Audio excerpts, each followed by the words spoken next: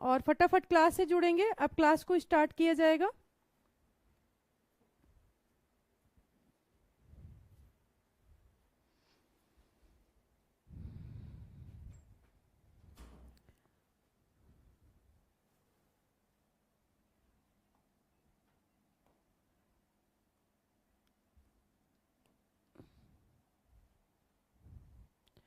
श्रवण, good evening, कैसे हैं आप लोग एक बार क्लास को शेयर कर देंगे, जैसे आपके बाकी दोस्त और साथी भी जुड़ जाएं क्लास से। आपकी क्लास लाइव हो चुकी है, तो अपने साथियों को भी इन्फॉर्म कर दें और क्लास को जैसे स्टार्ट किया जाए। एक बार आप लोग क्लास शेयर करेंगे फटाफट से। तो आते हैं अपने टॉपिक पर। कल हम लोगों ने 35 क्वेश्चन तक देखा था, आज उसके आगे से कंटिन्यू करने वाले हैं। ठीक है, क्वेश्चन नंबर 36।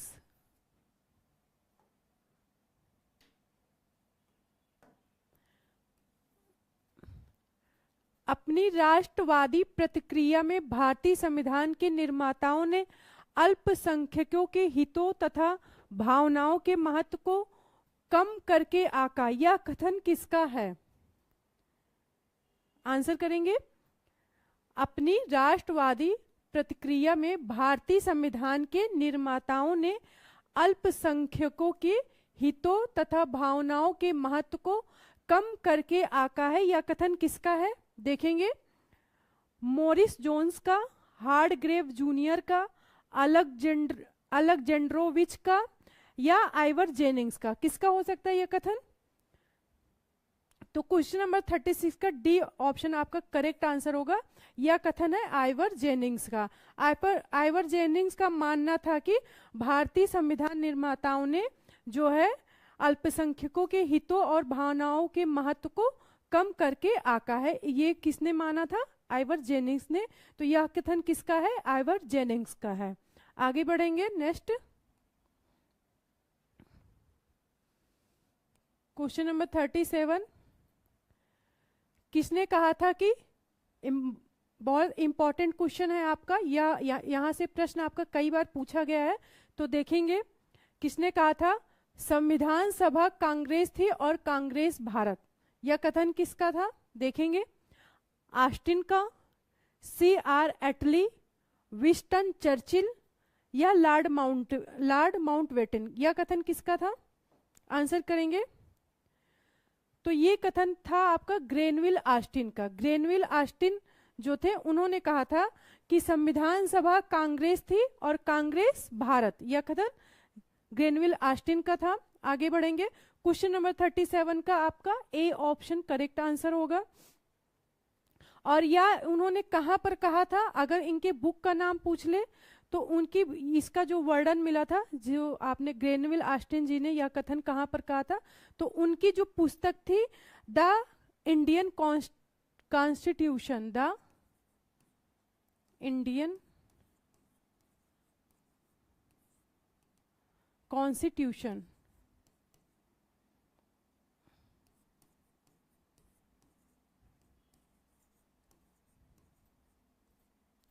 कॉन्स्टिट्यूशन में उन्होंने कहा था, क्या कहा था? कि संविधान सभा कांग्रेस थी और कांग्रेस भारत। आगे बढ़ेंगे। Next question, question number 38। भारतीय संविधान सभा में कुल कितनी महिला सदस्य थी? भारतीय संविधान सभा में कुल कितनी महिला सदस्य थी? तो कुल 15 महिला सदस्य थी। जब शुरुआत हुई थी, जब अंतरिम सरकार का गठन हुआ था, उस समय महिला सदस्यों की संख्या कितनी थी? 9 थी।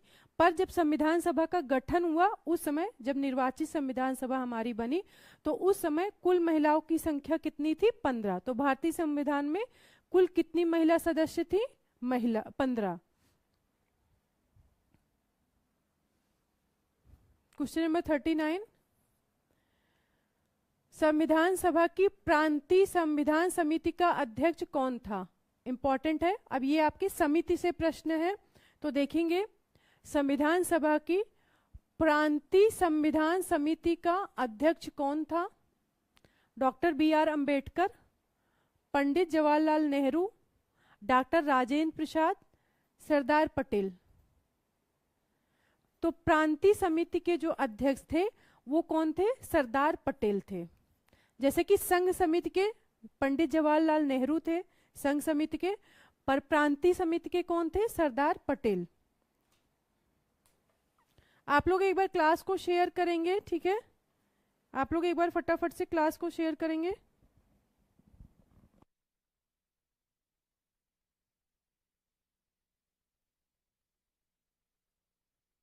समितियों के सदस्य हैं उनको देख लेते हैं, कुछ महत्वपूर्ण समितियां जो आपके एग्जाम में आती हैं। जैसे कि हाँ 39 का आपका डी आंसर होगा, ठीक है? जैसे कि संचालन समिति, कुछ महत्वपूर्ण समितियां हैं उनके सदस्यों को देख लेते हैं, उनके अध्यक्ष को देख लेते हैं। तो संचालन समिति, संचालन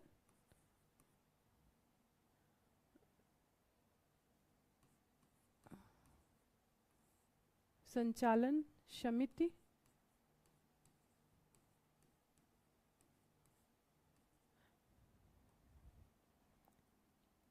संचालन समिति के अध्यक्ष कौन थे? तो डॉक्टर राजेंद्र प्रसाद, यहां पर ऊपर कर लेंगे, स्पेस नहीं है, डॉक्टर राजेंद्र प्रसाद।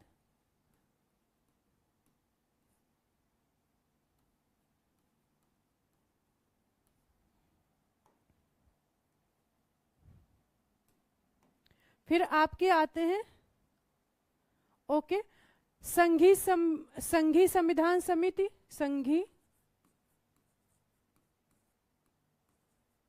संघी संविधान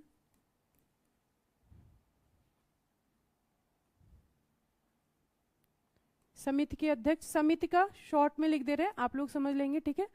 संघीय संविधान समिति के अध्यक्ष कौन थे? तो ये थे जवाहरलाल नेहरू, पंडित जवाहरलाल नेहरू।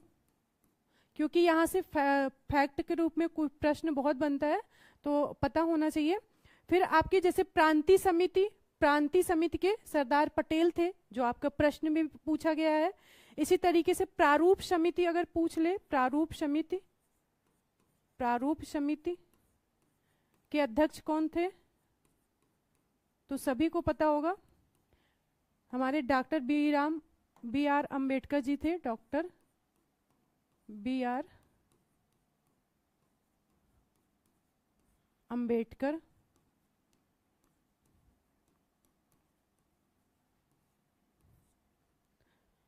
फिर आपके आते हैं संघ शक्ति समिति, संघ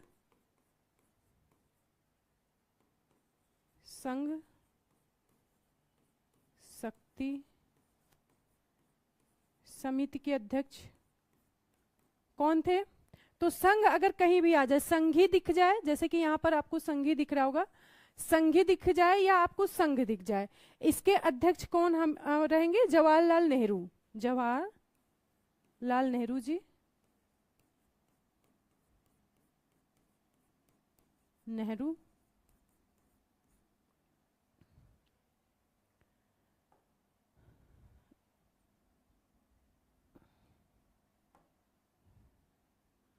फिर आपके जैसे कि झंडा समिति, मौलिक अधिकार या अल्पसंख्यक, यहां पर देख लेंगे मौलिक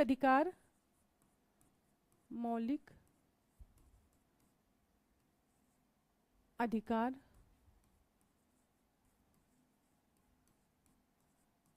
एवं अल्पसंख्यक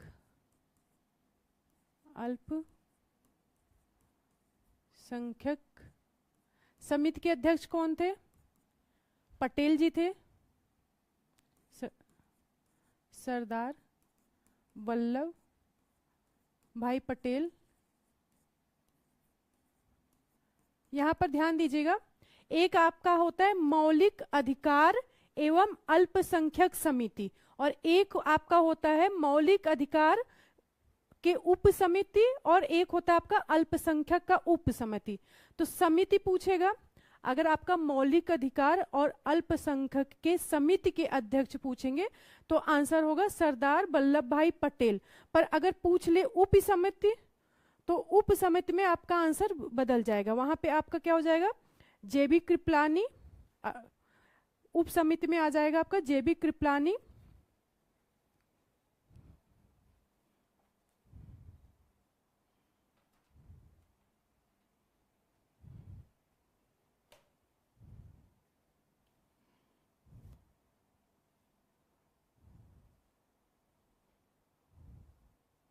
प्रक्रिया नियम, एक आपका और कर लेते हैं, यहाँ पर स्पेस नहीं, प्रक्रिया नियम संबंधी, प्रक्रिया नियम समिति, इसके भी कौन हो जाएंगे? राजेंद्र प्रसाद।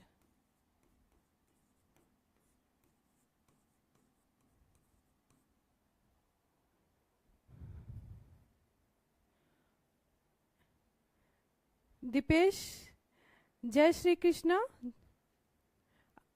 एक्चुअली यहाँ पर नोट कर रहे थे इसलिए कमेंट नहीं देख सके। तो ये आपकी समिति से प्रश्न था, तो कुछ महत्वपूर्ण समिति थी उसी को बता रहे थे कि जैसे आपके संचालन समिति अगर पूछ ले संचालन समिति का अध्यक्ष कौन है, तो आंसर क्या होगा? राजेंद्र प्रसाद। इसी तरीके से संघीय संविधान समिति के अध्यक्ष कौन है? पंडित जवाहरलाल नेहरू।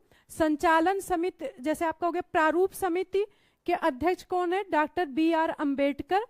संघ शक्ति समिति के जवाहरलाल नेहरू। मौलिक अधिकार एवं अल्पसंख्यक समिति के अध्यक्ष कौन हो जाएंगे? सरदार वल्लभ भाई पटेल। और फिर आपका प्रक्रिया नियम संबंधी जो समिति थी उसके अध्यक्ष कौन थे? डॉक्टर राजेंद्र प्रसाद। क्लियर है? आगे बढ़े। Question number 40। Doctor B R Ambedkar की अध्यक्षता में संविधान सभा की प्रारूप समिति में कितने अन्य सदस्य थे? आंसर करेंगे। डॉक्टर BR अम्बेडकर की अध्यक्षता में संविधान सभा की प्रारूप समिति में कितने अन्य सदस्य थे? यहां पर ध्यान देंगे आप लोग, कितने अन्य सदस्य थे, तो हमें अन्य सदस्य को बताना है।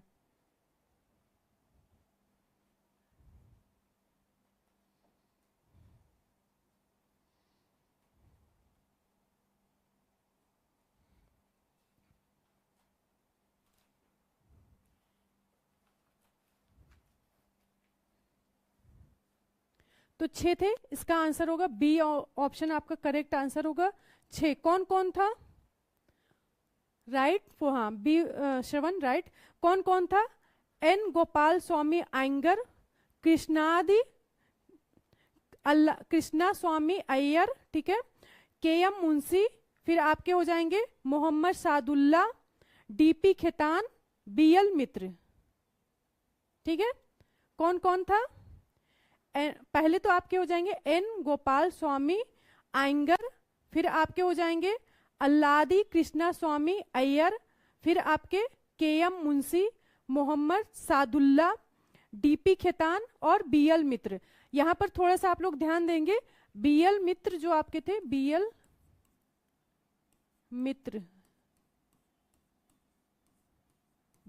मित्र और DP खेतान बाद में इनके स्थान पर कोई और आया था, उनको देखेंगे। DP खेतान, इनके स्थान पर BL मित्र के स्थान पर आए थे N माधव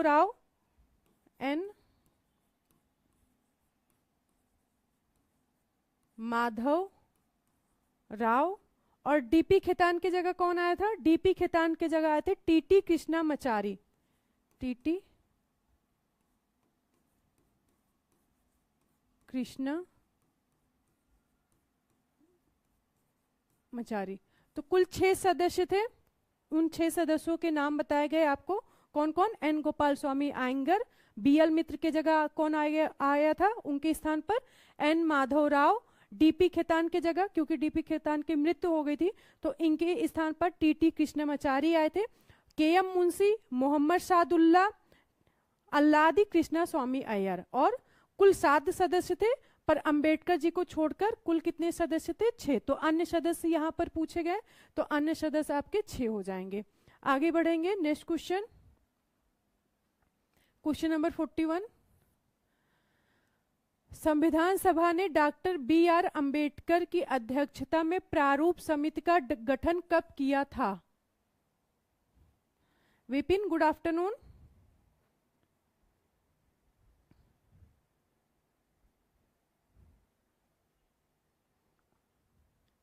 संविधान सभा ने डॉक्टर बी आर अंबेडकर की अध्यक्षता में प्रारूप समिति का गठन कब किया था? तो इसका आंसर होगा 29 अगस्त 1947। 29 अगस्त 1947 को प्रारूप समिति का गठन किया गया था संविधान सभा के द्वारा। आगे बढ़ेंगे, नेक्स्ट क्वेश्चन, क्वेश्चन नंबर 42। संविधान निर्मात्री परिषद की झंडा समिति के अध्यक्ष कौन थे? अभी पीछे बताया जैसे कि समिति से आपके प्रश्न आते हैं, जैसे कि आपका संचालन समिति के कौन अध्यक्ष थे? राजेंद्र प्रसाद जी। तो इसी तरीके से तदर्थ झंडा समिति के अध्यक्ष कौन थे? डॉक्टर राजेंद्र प्रसाद। और अभी आपको बताया गया था संचालन समिति के भी अध्यक्ष कौन थे? संचालन समिति के भी अध्यक्ष डॉक्टर राजेंद्र प्रसाद थे। प्रक्रिया नियम के भी अध्यक्ष डॉक्टर राजेंद्र प्रसाद थे और झंडा समिति के भी अध्यक्ष डॉक्टर राजेंद्र प्रसाद थे। श्रवण, हाँ वेरी गुड। 41 का 29 अगस्त। क्लियर है? आगे बढ़े।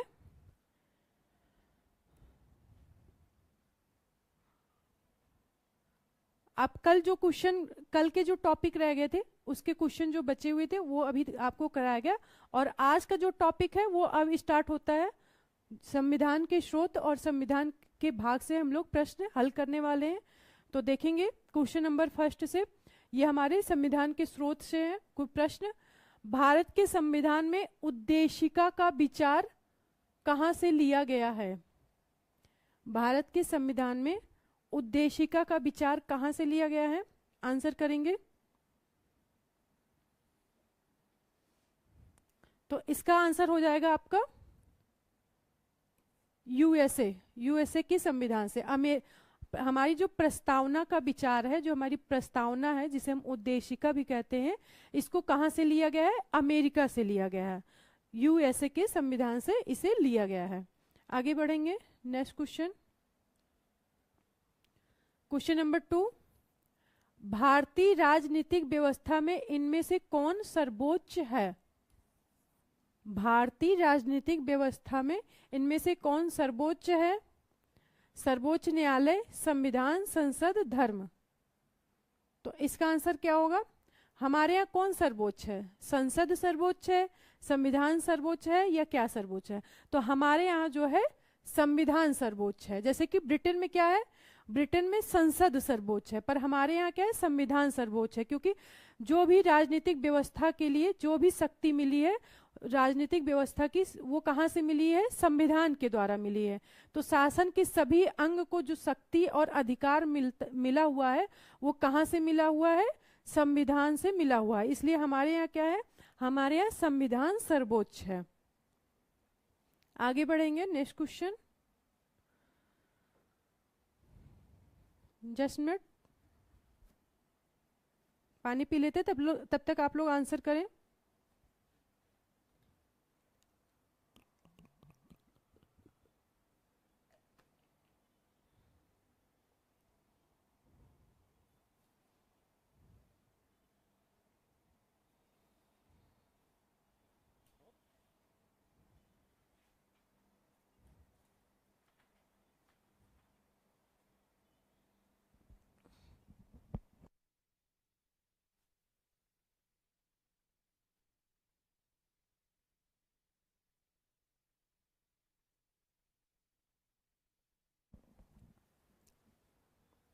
भारत में न्यायिक पुनरीक्षण की संकल्पना, ये आपका कुछ नहीं है, ठीक है। न्यायिक पुनरीक्षण की संकल्पना निम्नांकित देश के संविधान से ली गई। मतलब किस देश से ली गई है?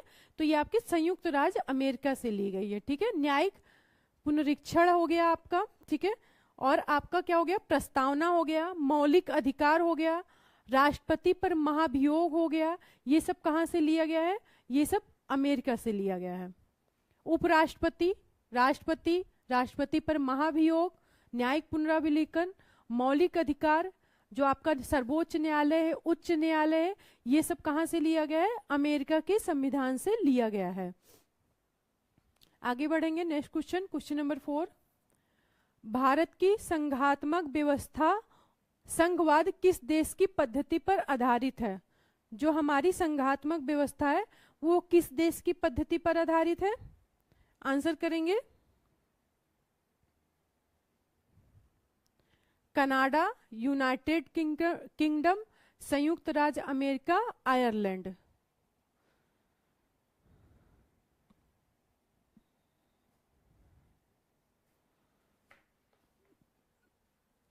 कनाडा से ली गई। हमारे यहाँ जो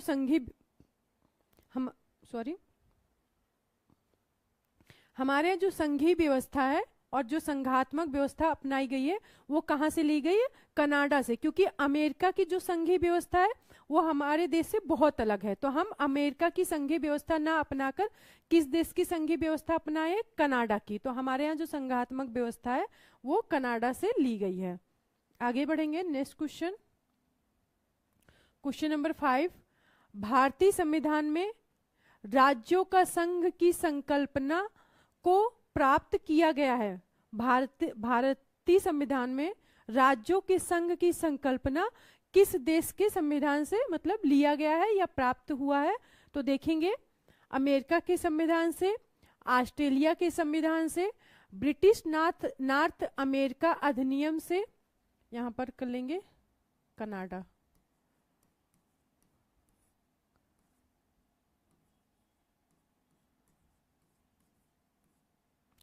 तो हम जैसे कि आप देखेंगे जो है अनुच्छेद 1 सब क्लॉज 1 में, अनुच्छेद आर्टिकल 1 और सब क्लॉज 1 में क्या दिया हुआ है?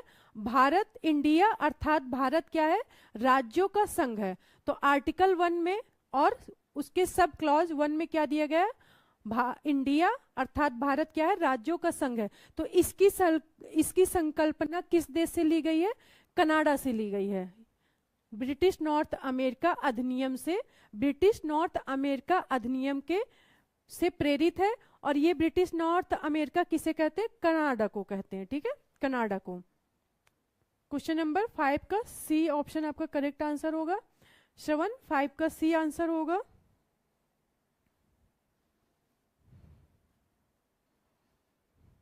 आगे बढ़ेंगे, नेक्स्ट क्वेश्चन, क्वेश्चन नंबर 6 को देखेंगे। भारत के संविधान निर्माताओं ने 7वीं अनुसूची में वर्णित समवर्ती सूची की अवधारणा को कहां से ग्रहण किया है? जो भारतीय संविधान निर्माता थे वे जो 7वीं अनुसूची की समवर्ती सूची, 7वीं अनुसूची में कुल कितनी अनुसूची रखी गई है? 3। कौन कौन से? केंद्र सूची जिसे हम संघ सूची भी कहते हैं, राज्य सूची और समवर्ती सूची। तो समवर्ती सूची की अवधारणा किस देश से ली गई है? समवर्ती सूची की अवधारणा ये ली गई है ऑस्ट्रेलिया से। ऑस्ट्रेलिया से जैसे प्रस्तावना की, अगर प्रस्तावना का विचार पूछा जाए, प्रस्तावना जिसे हम उद्देशिका कहते हैं, प्रियम्बल कहते हैं, अगर प्रस्तावना की विचार की बात करें तो वो लिया गया है अमेरिका से। पर अगर प्रस्तावना की भाषा पूछ ले, प्रस्तावना की भाषा,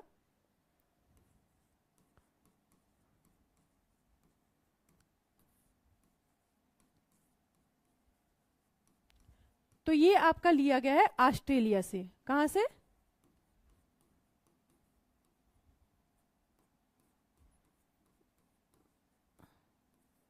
ठीक है, प्रस्तावना की भाषा हो गई, ठीक है, और समवर्ती सूची हो गई। संसद के दोनों सदनों की संयुक्त बैठक, जैसे कि अनुच्छेद 108 के अंतर्गत संसद के दोनों सदनों की संयुक्त बैठक की जाती है। तो इसका भी प्रावधान कहां से लिया गया है? ऑस्ट्रेलिया से लिया गया है। तो ऑस्ट्रेलिया से प्रस्तावना की भाषा, समवर्ती सूची और आपका संसद के दोनों सदनों की संयुक्त बैठक, और आपका एक और लिया गया है व्यापार वाणिज्य और समागम की स्वतंत्रता। ये भी आपके कहां से लिया गया है? ऑस्ट्रेलिया से लिया गया है। आगे बढ़ेंगे, नेक्स्ट क्वेश्चन नंबर 7। भारतीय संविधान में राज्य के नीति निर्देशक तत्वों की संकल्पना किस देश के संविधान पर आधारित है? डीपीएसपी की बात हो रही है कि आपके राज्य के नीति निर्देशक तत्व को किस देश के संविधान से लिया गया है। तो सभी को पता होगा कि ये आयरलैंड से लिया गया है। आयरलैंड से वैसे क्या क्या लिया गया है? आयरलैंड से तो जो आपकी राष्ट्रपति की निर्वाचक मंडल होता है, राष्ट्रपति के निर्वाचक मंडल की व्यवस्था, ये भी आपके कहां से ली गई है? आयरलैंड से ली गई है। नीति निर्देशक तत्वों को भी कहां से लिया गया है? नीति निर्देशक तत्वों को भी आयरलैंड से लिया गया है। और एक महत्वपूर्ण बात जो आपके राष्ट्रपति जो 12 सदस्यों का मनोनयन करता है, कहां पर? राज्यसभा में। राष्ट्रपति 12 सदस्यों को मनोनीत करता है राज्यसभा में, जो साहित्य, कला, विज्ञान, समाज सेवा के क्षेत्र से आते हैं। इसका भी प्रावधान कहां से लिया गया है? आयरलैंड से। आर्टिकल शुरू होगा श्रवण, आर्टिकल जल्दी से। जैसे अभी आपका स्रोत और भाग है, इसके बाद हम लोग क्या करने वाले हैं? अनुसूची और अनुच्छेद करेंगे, ठीक है।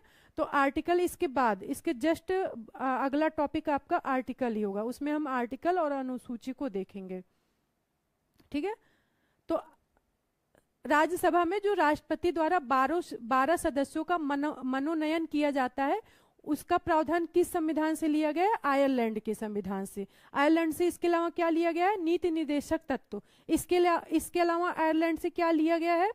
इसके अलावा जो आपके राष्ट्रपति का जो निर्वाचक मंडल होता है, राष्ट्रपति के निर्वाचक मंडल की जो व्यवस्था है, वो भी आपके आयरलैंड से ली गई है। आगे बढ़ेंगे। नेक्स्ट क्वेश्चन नंबर 8, राज्यसभा के गठन में प्रतिभा, अनुभव, सेवा को प्रतिनिधित्व देने में भारतीय संविधान निर्माताओं निम्नांकित उदाहरण में से प्रभावित हुए। तो यहाँ पर ये बताया गया है, देखिए यहाँ पर जो आपका प्रश्न है वो वही प्रश्न है कि राज्यसभा के गठन में प्रतिभा, अनुभव, सेवा को प्रतिनिधित्व देने में ये किस देश के संविधान से लिया गया है? प्रश्न यही दिया हुआ है। तो ये अभी हमने आपको बताया कि ये आयरलैंड से लिया गया है, क्योंकि 12 सदस्यों का मनोनयन राष्ट्रपति द्वारा किया जाता है और वो किस क्षेत्र से आते हैं? साहित्य, कला, विज्ञान, समाज सेवा के क्षेत्र से उनका मनोनयन किया जाता है। और ये कहां से लिया गया है? आयरलैंड के संविधान से। आगे बढ़ेंगे। नेक्स्ट क्वेश्चन, क्वेश्चन नंबर 9, निम्नलिखित में से कौन सा एक युग्म सुमेलित नहीं है? तो देखेंगे कौन सा युग्म सुमेलित नहीं है।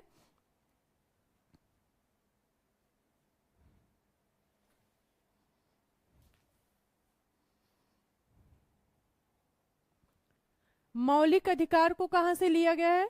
मौलिक अधिकार संयुक्त राज्य अमेरिका, तो ये आपका बिल्कुल सही है। नीति निर्देशक तत्व आयरलैंड, ये भी आपका सही है। आपातकालीन की शक्तियां जर्मनी से ली गई है, ये भी आपका सही है। केंद्र की अवशिष्ट शक्तियां, ये आपके ऑस्ट्रेलिया से नहीं ली गई। आंसर सी इसका करेक्ट आंसर होगा। केंद्र की अवशिष्ट शक्तियां ये ऑस्ट्रेलिया से नहीं ली गई। कहां से ली गई है? कहां से ली गई है? कनाडा से। केंद्र की अवशिष्ट शक्तियों को कहां से लिया गया है? किस देश के संविधान से लिया गया है? कनाडा से लिया गया है, ठीक है। तो सी इसका करेक्ट आंसर होगा क्वेश्चन नंबर 9 का। क्लियर है? आगे बढ़े। नेक्स्ट क्वेश्चन, क्वेश्चन नंबर 10, नीचे दिए गए कूट का उपयोग करते हुए सूची 1 और सूची 2 को सुमेलित कीजिए। तो ये आपके मिलान वाले प्रश्न हैं, और मिलान वाले प्रश्न आपके काफी इजी होते हैं, कोई टफ नहीं होता है। अगर आप 1-2 क्वेश्चन भी उसमें आपको कंफर्म पता होता है तो बड़े आराम से आप मिलान वाले प्रश्न कर सकते हैं। तो देखेंगे विधि का शासन कहां से लिया गया है? विधि का शासन, विधि का शासन श्यामा मिहार, हेलो कैसे हैं?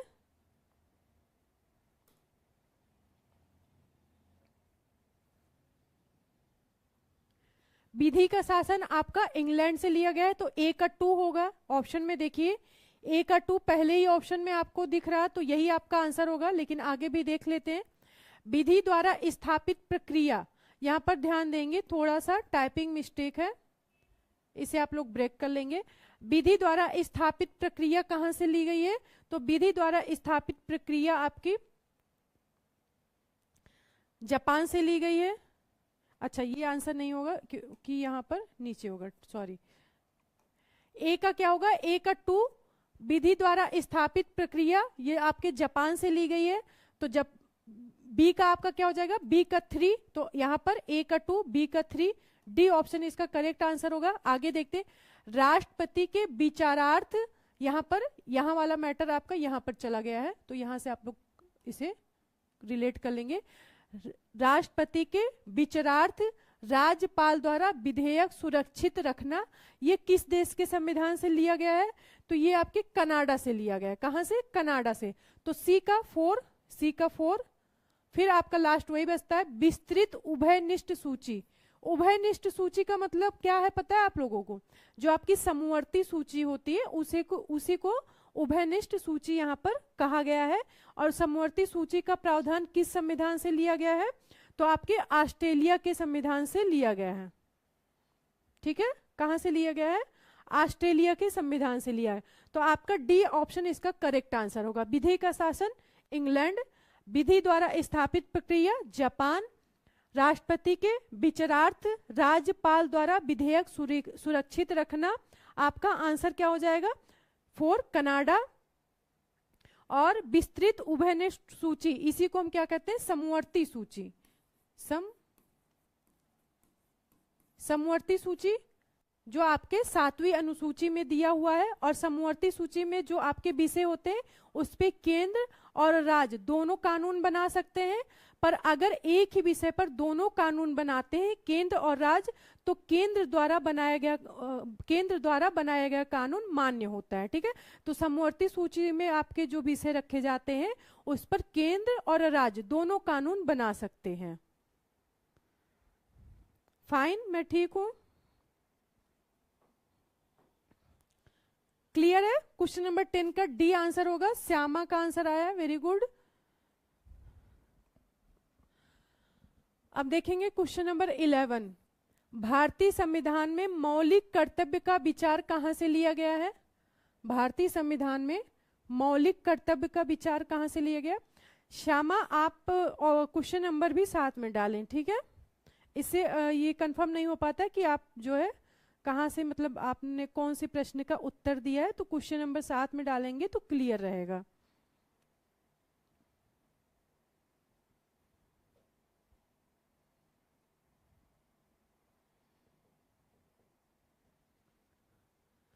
तो मौलिक कर्तव्य कहां से लिया गया है? रूस से। जो रूस को पहले क्या कहा जाता था? पूर्व सोवियत संघ।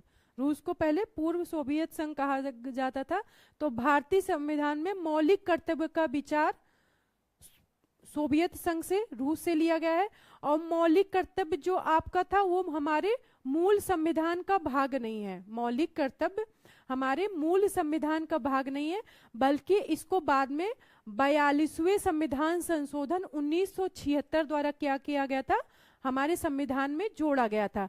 किस में जोड़ा गया था? भाग 4 का के अंतर्गत जोड़ा गया था मौलिक कर्तव्य को। और ये कहां से लिया गया? रूस से लिया गया है। और मौलिक कर्तव्य हमारा क्या था? मूल संविधान का भाग नहीं था। इसे हमें क्या किया गया था? बाद में जोड़ा किया गया था। और किस समिति की सिफारिश पर जोड़ा गया था? तो सरदार स्वर्ण सिंह की समिति की सिफारिश पर यह जोड़ा गया था। क्लियर है? आगे बढ़ेंगे नेक्स्ट।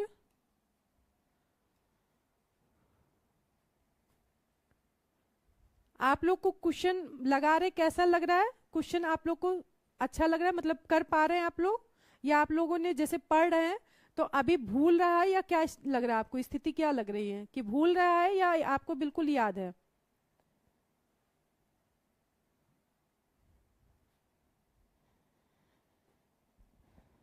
आएंगे नेक्स्ट क्वेश्चन पर। Question number 12। भारतीय संविधान को कितने भागों में विभाजित किया गया है? भारतीय संविधान को कितने भागों में विभाजित किया गया था? तो मूल संविधान में कुल 22 भागों में विभाजित किया गया था। अगर आज भी देखेंगे क्रमांक के अनुसार, एक होता है आपका क्रमांक, तो सीरियल वाइज देखेंगे या क्रमांक के अनुसार देखेंगे तो आज भी 22 भाग है, पर अगर गणना की दृष्टि से देखेंगे तो कुल 25 भाग है। तो मूल संविधान में कितने भाग थे? मूल संविधान में 22 भाग थे, वर्तमान में कितने? 25 है, पर गणना की दृष्टि से 25 है। क्रमांक के अनुसार कितने हैं? क्रमांक के अनुसार देखेंगे तो आज भी 22 भाग है। वेरी गुड श्रवण, बहुत अच्छा। आगे बढ़ेंगे। नेक्स्ट क्वेश्चन,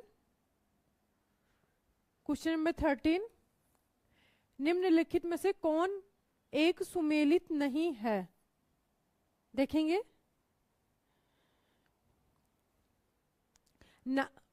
नागरिकता का किस भाग में है? नागरिकता, तो नागरिकता आपके भाग 2 में है, बिल्कुल आपका सही है। मौलिक अधिकार किस भाग में प्रावधान किया गया है मौलिक अधिकार का? तो मौलिक अधिकार का भाग 3 के अंतर्गत प्रावधान किया गया है। मौलिक कर्तव्य अभी बताया गया आपके भाग 4 में है, पर यहां पर क्या दिया हुआ? 6A, मतलब 6 का दिया गया, तो 6 का तो कोई हमारे पास भाग है ही नहीं, तो यही आपका आंसर होगा कि सी ऑप्शन आपका क्या है? सुमेलित नहीं है। मौलिक कर्तव्य भाग 4A के अंतर्गत आता है, ठीक है, 4A। राज्य आपके किस भाग के अंतर्गत आते हैं? तो भाग 6। संघ पूछे तो भाग 5, संघ आपका आएगा भाग 5 में, और राज्य आपके किस में आएगा? भाग 6 में। A का 2, A2 समझ में नहीं आया आंसर आपका, आपने क्या दिया हुआ है? ठीक है, आगे बढ़ेंगे। नेक्स्ट क्वेश्चन, क्वेश्चन नंबर 14, श्रवण का आंसर आया, वेरी गुड। सी, 13 का सी होगा आंसर। क्वेश्चन नंबर 14 को देखेंगे, निम्नलिखित में से कौन सा एक युग्म सुमेलित है? तो हमें 4 विकल्प दिए हैं और इसमें से एक आपका क्या है? सुमेलित है, तो वही हमें देखना है कि कौन सा आपका युग्म सुमेलित है। संविधान का दूसरा भाग मौलिक अधिकार है, आप लोग बताएं। नहीं, संविधान का दूसरा भाग मौलिक अधिकार नहीं है, तो हमें देखना है कौन सा सुमेलित है। ये तो आपका गलत है। संविधान का तीसरा भाग नागरिकता है, बिल्कुल भी नहीं। संविधान का चौथा भाग, यहां पर थोड़ा सा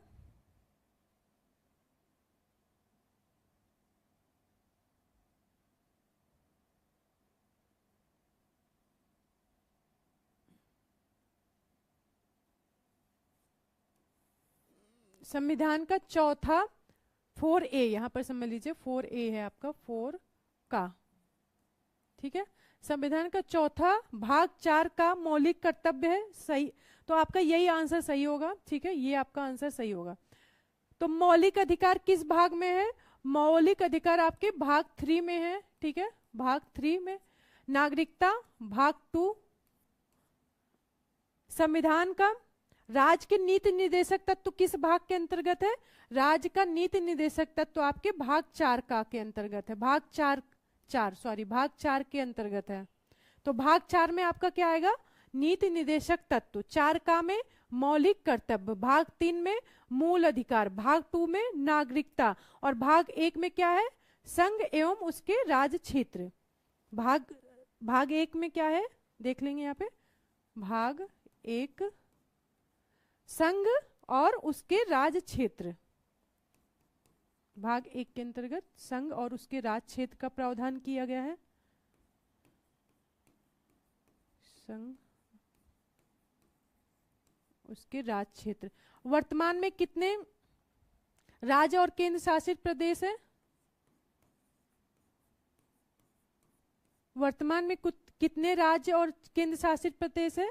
तो कुल 28 राज्य और 8 केंद्र शासित प्रदेश है। कुल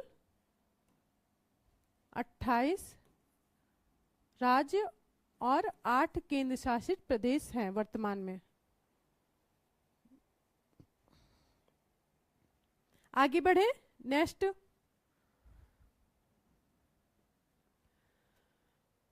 क्वेश्चन नंबर 15 को देखेंगे। निम्नलिखित विषयों पर विचार कीजिए तथा उन्हें क्रमानुसार जैसे संविधान में उल्लिखित है उसी तरीके से आपको क्या करना है, व्यवस्थित करना है।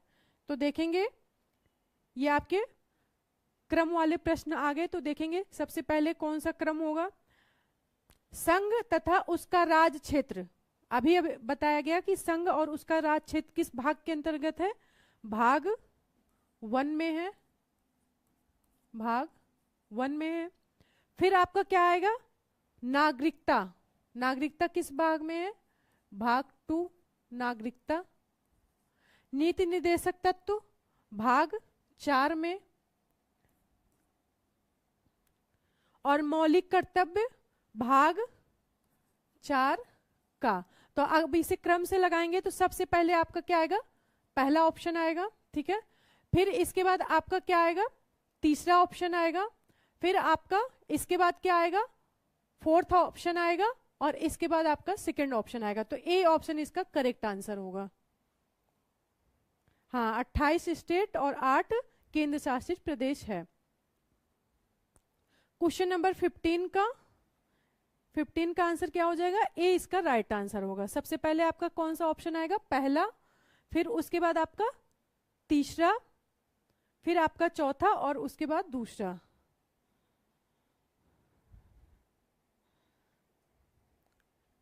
आगे बढ़ते हैं, नेक्स्ट क्वेश्चन। Question number 16।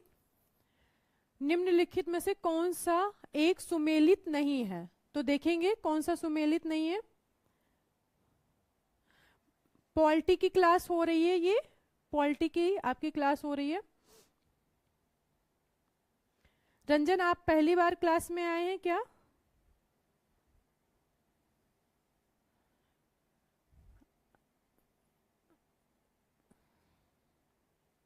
तो इसका आंसर क्या होगा, देखेंगे कौन सा सुमेलित नहीं है। नागरिकता भाग 2 में है, बिल्कुल सही है, नागरिकता भाग 2 में है। संघ राज क्षेत्र, अभी आपको बताया गया था, संघ राज क्षेत्र। नगर पालिका यहाँ पे है, नहीं होगा, ठीक है। और निर्वाचन, ये भी आपका सही है। संघ राज क्षेत्र आपके भाग 8 में आता है, तो ये आपका सही नहीं होगा। नगर संघ राज क्षेत्र, नगर पालिका आपका 9A सही है। तो बी इसका आपका आंसर होगा, ठीक है। कौन सा सुमेलित नहीं है, बी आपका क्वेश्चन नंबर 16 का बी ऑप्शन सुमेलित नहीं। संघ राज क्षेत्र आपके भाग 8 में आते हैं। संघ राज क्षेत्र किस में आता है, भाग 8, भाग 8 के अंतर्गत आता है आपका संघ राज क्षेत्र, ठीक है। क्योंकि ये आपका क्या दिया गया, भाग 7 दिया गया, तो भाग 7 आपका निरसित हो चुका है, भाग 7 नहीं है। भाग 1 में आपका संघ एवं उसके राज क्षेत्र है, भाग 2 में नागरिकता है, भाग 3 में मौलिक अधिकार है, भाग 4 में क्या है, नीति निर्देशक तत्व है, भाग 5 में आपका संघ है, भाग 6 में राज्य है, भाग 7 क्या है, निरसित है, नहीं है। भाग 8 में संघ एवं उसके राज क्षेत्र है, भाग 8 में। तो यहाँ पर 7 आपका क्या हो चुका है, 7 आपका निरसित हो चुका है। तो बी ऑप्शन इसका करेक्ट आंसर होगा। ओके रंजन, तो आप किस चीज की तैयारी कर रहे हैं या किस चीज की तैयारी करना चाहते हैं? कुछ तो टारगेट लिया होगा कि हमें किस कंपटीशन की तैयारी करनी है, सिविल की करनी है या अदर कोई एग्जाम की। अब देखेंगे नेक्स्ट क्वेश्चन। ओके रंजन, कोई बात नहीं। तो अभी तो आप 11th स्टैंडर्ड में है, तो अभी तो आपकी तैयारी फिलहाल कंपटीशन की तो नहीं होगी। हाँ, भाग 7 आपका निरसित हो चुका है। ये 7वां संविधान संशोधन 1956 के द्वारा भाग 7 को निरसित कर दिया गया है। Very good Manish.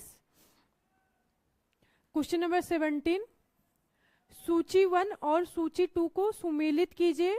नीचे दिए गए कूट का प्रयोग करते हुए सही उत्तर चुनिए। तो देखेंगे भारतीय संविधान का भाग 9, भाग 9 में क्या है, ए का आपका 3 आंसर होगा, ए का 3 यहां पर कर लेंगे, ए का 3। भारतीय संविधान का भाग 8 के अंतर्गत क्या है, अभी हम लोगों ने देखा भाग 8 के अंतर्गत संघ एवं उसके राज्य क्षेत्र हो जाएंगे। भारतीय संविधान के भाग 4A में क्या है, भाग 4 का में क्या है, मूल कर्तव्य है। और भारतीय संविधान के भाग 9A में क्या है, 9 में आपका पंचायत होगा और 9 का में आपका क्या हो जाएगा, 9 का में आपका नगर पालिका। तो क्रम क्या होगा, 3142। देखेंगे कहां पर है, ए ऑप्शन इसका करेक्ट आंसर होगा, 3142। हाँ वेरी गुड, दीपक का आंसर आया है 17 का ए राइट आंसर, वेरी गुड। आगे बढ़े, श्रवण, अच्छी बात है कि आप 12th में भी हैं और तैयारी में भी अभी से लग गए हैं, क्योंकि पेट तो शायद पेट के अकॉर्डिंग पेट 12th के बाद या 10th के बाद सभी लोग दे रहे हैं, तो और भी अदर एग्जाम है जिसमें आप भाग ले सकते हैं। और अभी से अगर आप लग गए हैं तो एक मतलब समय रहते, जिसे कहते हैं कि एक होता है कि समय के बाद सिलेक्शन लेना और एक आप होता है कि समय के अंदर सिलेक्शन लेना। तो आप क्या होगा कि अगर आप समय से तैयारी करेंगे तो आप जल्दी सिलेक्शन लेंगे और एक अच्छे समय में, एक अच्छे टाइम में आपका सिलेक्शन हो जाएगा।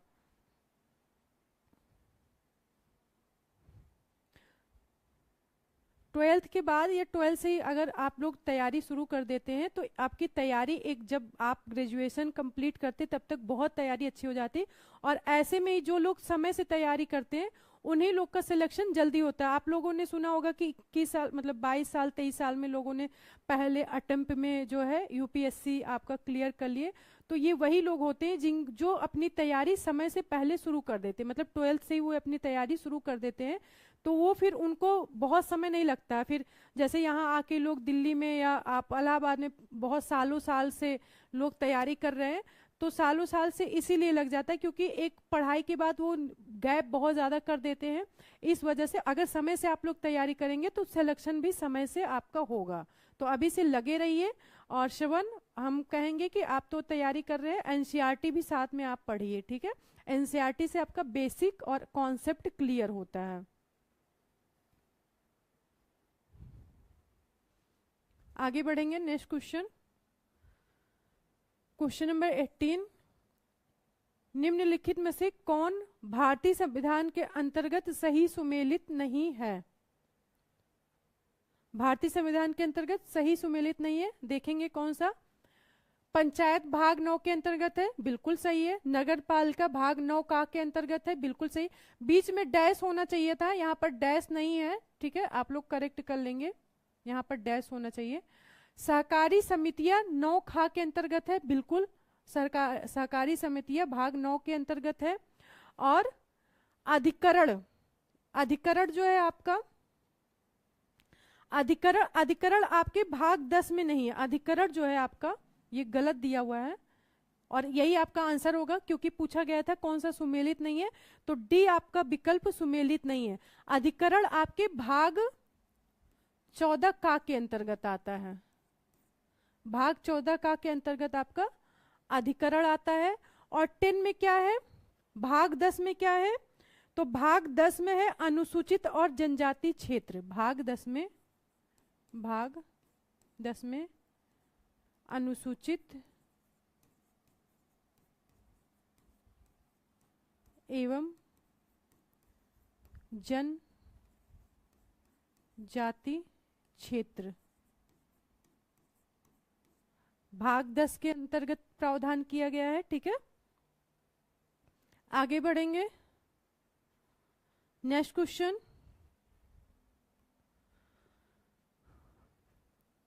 भाग 19 हमारे संविधान के किस भाग में तीनों सोपानों में पंचायत बनाने की परिकल्पना की गई है? तीनों सोपानों में, तो ये आपका किसमें, भाग 9 में, भाग 9। जैसे कि आपका 73वां संविधान संशोधन 1992 के द्वारा क्या किया गया था, पंचायत को जोड़ा गया था, भाग 9 में क्या जोड़ा गया था, ओके ठीक है।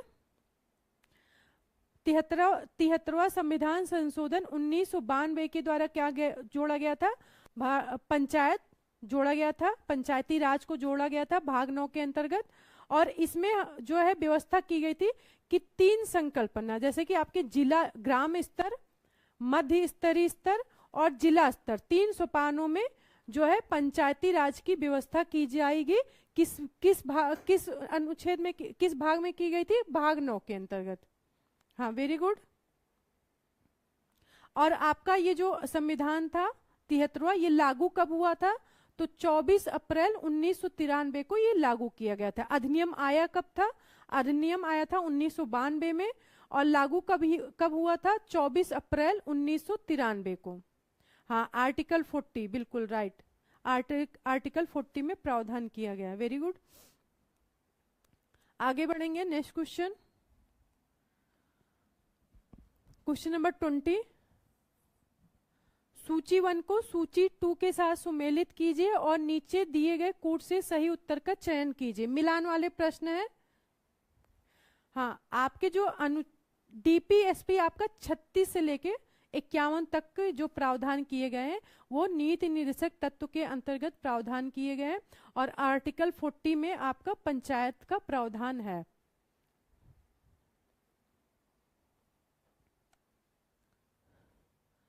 मिलान वाले प्रश्न देखेंगे। मौलिक अधिकार किस भाग के अंतर्गत आता है, आप लोग कई बार देख चुके हैं। ए का 2 होगा, तो ए का 2 कहां पर है, दो जगह है, तो पहले तो ये दोनों आपका कट हो जाएगा क्योंकि ए का 2 होना चाहिए। फिर आगे देखेंगे मौलिक कर्तव्य। अब तो आप लोगों को पता चल गया कि भाग 4 का में है, तो बी का 1 होना चाहिए, तो सी ऑप्शन इसका करेक्ट ऑप्शन। हाँ बी का 1 यहाँ भी है, तो अब आगे भी हमें देखना होगा। संघ किस में है, संघ भाग 5 में है, तो आपका सी का 4 होना चाहिए। ए ऑप्शन इसका करेक्ट आंसर होगा, ए ऑप्शन इसका करेक्ट आंसर होगा। 20 का आपका नहीं, 20 का ए होगा। मौलिक अधिकार आपका भाग 3, मौलिक कर्तव्य भाग 4 का, संघ आपके संघ आएगा भाग 5 में, और आपात उपबंध जो आपका होगा, आपात उपबंध ये आपका आएगा भाग 18 में, भाग 18 में आपका आपात उपबंध आएगा। क्लियर है, आगे बढ़ेंगे। Next question, question number 21। निम्नलिखित में से कौन सा एक सही सुमेलित नहीं है, आंसर करेंगे। Shivam good afternoon.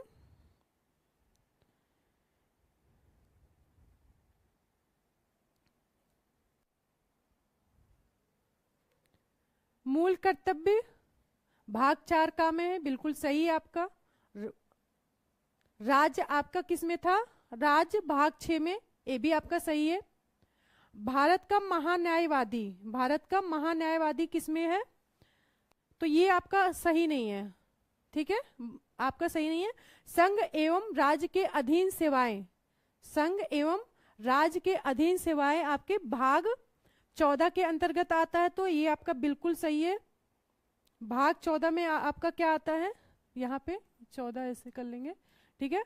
तो भाग 14 में संघ और राज्य के अधीन सेवाएं, भारत का महान्यायवादी जो होता है ये आपके भाग 5 में, भाग 5 के अंतर्गत आर्टिकल 76 के अंतर्गत इसका प्रावधान किया गया है, भारत के महान्यायवादी का। नहीं 21 का सी होगा। संघ और राज्यों के अधीन जो सेवाएं होती है ये आपके भाग 14 में इसका होता है, ठीक है। भाग 14 में आपका आता है संघ और राज्य के अधीन सेवाएं, और 14 का में क्या आता है, 14 का में आपका आता है अधिकरण। 14 में आएगा संघ और राज्य के अधीन सेवाएं, और 14 का अगर पूछ ले तो 14 का के अंतर्गत आपका आ जाएगा अधिकरण, अधिकरण।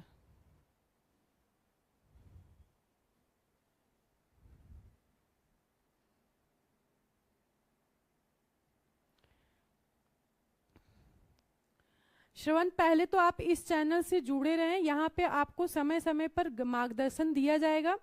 अभी जैसे आपको मैंने बताया कि अभी आपकी स्टार्टिंग है, तो आप एक काम करें, एनसीईआरटी पहले एनसीईआरटी से स्टार्टिंग अपनी कर दें, एनसीईआरटी पढ़े। उसके बाद जब आपकी एनसीईआरटी कंप्लीट हो जाएगी तो आपके बहुत सारे बुक होते हैं, आप जुड़े रहिएगा, आपको समय समय पे बताया जाएगा कि फिर आपके सब्जेक्ट जैसे हिस्ट्री हो गई, पॉलिटी हो गई, जैसे पॉलिटी के लिए एम लक्ष्मीकांत आप पढ़ सकते हैं, तो फिर आप लोग बुक की तरफ बढ़िएगा। पहले अभी आप एनसीईआरटी से अपनी शुरुआत करिए। बाकी ये जो क्वेश्चन आंसर कराए जा रहे हैं ये सभी एग्जाम के लिए उपयोगी है, तो आप इसे भी साथ में कर सकते हैं।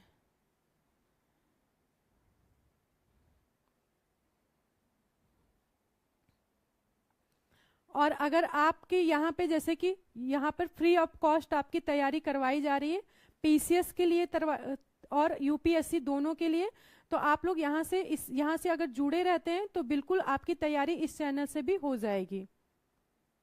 ओके, आगे बढ़ेंगे।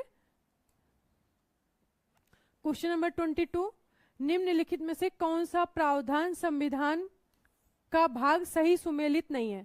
इसमें पूछा है कि कौन से भाग सही सुमेलित नहीं है, उसी को देखेंगे। राजभाषा किस भाग के अंतर्गत है बताइए? भाग 17, राजभाषा भाग 17 सही है। संघ एवं राज क्षेत्र भाग 8 ये भी आपका सही है। अनुसूचित और जनजाति क्षेत्र भाग 10 ये भी आपका सही है। अधिकरण किसमें था? अधिकरण अभी आपको बताया गया था कि अधिकरण आपके भाग 14 का में है, तो आपका यही क्वेश्चन नंबर 22 का डी आंसर होगा। ठीक है, क्वेश्चन नंबर 22 का डी ऑप्शन इसका करेक्ट आंसर होगा। आगे बढ़ेंगे। नेक्स्ट क्वेश्चन नंबर 23, भारतीय संविधान का कौन सा भाग और अध्याय संघ और राज्यों के बीच विधायी संबंध के बारे में है? भारतीय संविधान का कौन सा भाग और अध्याय संघ और राज्यों के बीच विधायी संबंध के बारे में है? देखेंगे भाग 11, भाग 11 अध्याय 1 आपका ए इसका करेक्ट आंसर होगा। ए इसका करेक्ट आंसर होगा। भाग 11 में आपका क्या दिया गया है? भाग 11 में संघ, भाग 11 में संघ एवं राज्यों के बीच संबंध, संघ एवं राज्यों के बीच संबंध का प्रावधान किया गया है। ठीक है। अच्छा, एक चीज आप लोग ध्यान देंगे कि भाग 11 में संघ एवं राज्यों के बीच संबंध के बारे में बताया गया है। अध्याय 1 में अगर अध्याय 1 की बात की जाएगी तो विधायी संबंध होगा, और अध्याय 2 भाग 11 अध्याय 2 में किसकी बात की गई है? तो अध्याय 2 में संघ एवं राज्यों के बीच का प्रशासनिक संबंध, संघ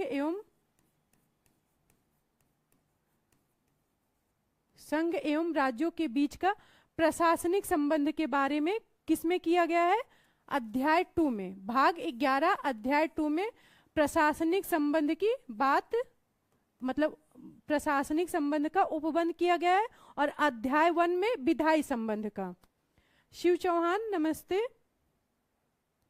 आप लोग काफी देर से जुड़े, अब तो क्लास समाप्त होने वाली है, तो कल से आप लोग एक काम करिएगा, टाइम से जुड़िएगा क्लास से। ठीक है, अब आपके लास्ट एक क्वेश्चन रह रहा है, इसके बाद क्लास आपकी, हाँ लास्ट क्वेश्चन ये आपका, इसके बाद क्लास एंड हो जाएगी। तो कल से आप लोग टाइम से जुड़िएगा, क्योंकि पीवाईक्यू एमसीक्यू कराए जा रहे हैं, और ये आप लोगों के लिए बहुत हेल्पफुल होगा। रिवीजन आप बहुत अच्छा से आपका रिवीजन भी हो जाएगा, तो रिवीजन मस्ट है किसी भी एग्जाम के लिए। तो ये हमारा लास्ट क्वेश्चन है, इसके बाद हम लोग आगे इसके आगे कल से कंटिन्यू करेंगे। ठीक है, ये क्वेश्चन को देख लेते हैं। सूची 1 सूची 2 को सुमेलित कीजिए और नीचे दिए गए कूट की सहायता से सही उत्तर का चयन कीजिए। यहाँ पे थोड़ा सा स्पेस होना चाहिए, स्पेस नहीं है तो थोड़ा सा आप लोग एडजस्ट कर लेंगे। जैसे कि संविधान का भाग 15, संविधान का भाग 16, यहाँ पर भाग 16 दिया गया है, संविधान का भाग 17 और संविधान का भाग 18।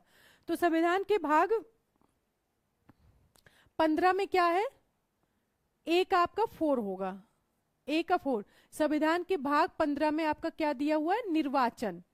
संविधान के भाग 16 में क्या है, कुछ वर्गों के संबंध में विशेष उपबंध, ये आपका किस में आएगा, भाग 16 में। बी का आपका क्या हो जाएगा, बी का होगा 3। संविधान के भाग 17 में क्या है, भाग 17 में आपका आ जाएगा राजभाषा, और राजभाषा किस में है, 2 में है। फिर आपका बचता है संविधान का भाग 18, और 18 में क्या किया गया है, आपात उपबंध। आपात उपबंध भाग 18 में है, तो आपका डी का क्या हो जाएगा, डी का होगा 1। तो देखिए 4 3 2 1 किस में है, 4 3 2 1, बी ऑप्शन इसका करेक्ट आंसर होगा। क्लियर है सभी को। भाग 15 में क्या होगा, निर्वाचन, आपका निर्वाचन आयोग का उपबंध भाग 15 में किया गया है। भाग 17 में आपका राजभाषा है, भाग 18 में आपात उपबंध है, और भाग 16 में क्या है, कुछ वर्गों के संबंध में विशेष उपबंध भाग 16 के अंतर्गत जो है किया गया है। तो आपका बी इसका करेक्ट आंसर होगा। हिंदी 3 दिन आपकी पॉलिटी रहेगी, 3 दिन हिंदी, तो कल आपकी और पॉलिटी चलेगी, इसके बाद आपकी हिंदी चलेगी, ठीक है। तो कल एक क्लास आपकी पॉलिटी की रहेगी, और कल जो हम लोग करने वाले हैं वो आपका क्या रहेगा, आर्टिकल और आपके अनुसूची। कल हम लोग प्रश्न जो है आर्टिकल और अनुसूची से करने वाले हैं। क्लियर है। तो अब कल मिलेंगे नेक्स्ट क्लास में, और कल आप लोग टाइम से सब लोग जुड़ेंगे, ठीक है। कल 3:30 बजे आप लोग टाइम से जुड़ेगा। तो अब मिलते हैं नेक्स्ट क्लास में। Thank you everyone.